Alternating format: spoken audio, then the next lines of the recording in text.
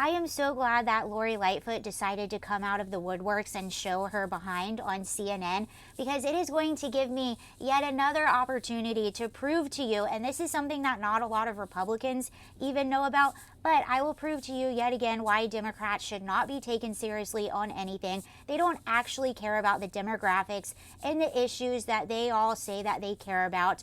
It is all politics to them. It's all theater to them. None of it is sincere at all. But first, let's watch Lori Lightfoot on CNN.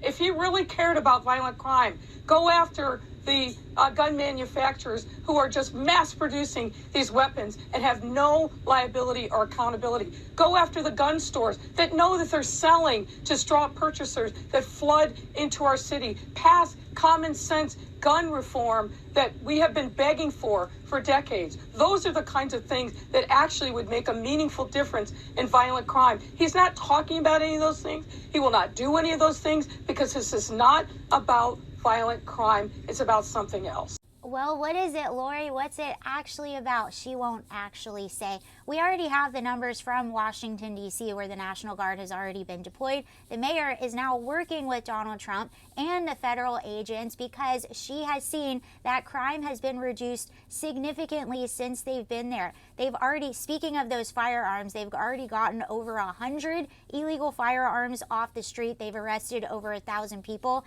and crime with all categories has gone down significantly, not to mention the missing children that have been saved, at least 3 of them. And now here's the thing that even a lot of Republicans aren't even aware of what happened because, quite frankly, it didn't get a lot of press. So this happened in the summer of 2020 during the first Trump administration, and while Lori Lightfoot was the mayor of Chicago. So Operation Legend was launched in the late summer of 2020, and it was named after Legend Taliaferro.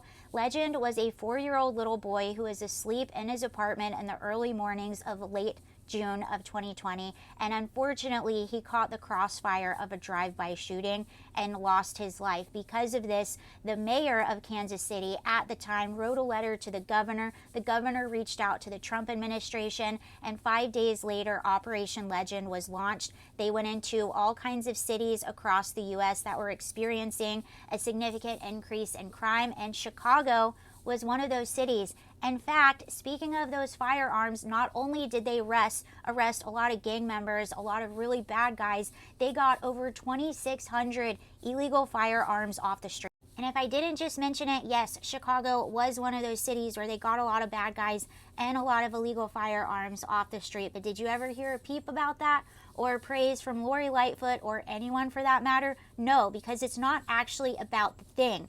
It's about politics to them. And do I also need to point out the irony that little Legend happened to be black and our whole country was being turned upside down that summer for a Black Lives Matter protest, yet here you have the most innocent had his life taken while he was asleep in his bed. Did any protester, any Black Lives Matter, any of these Democratic mayors, do they even know his name?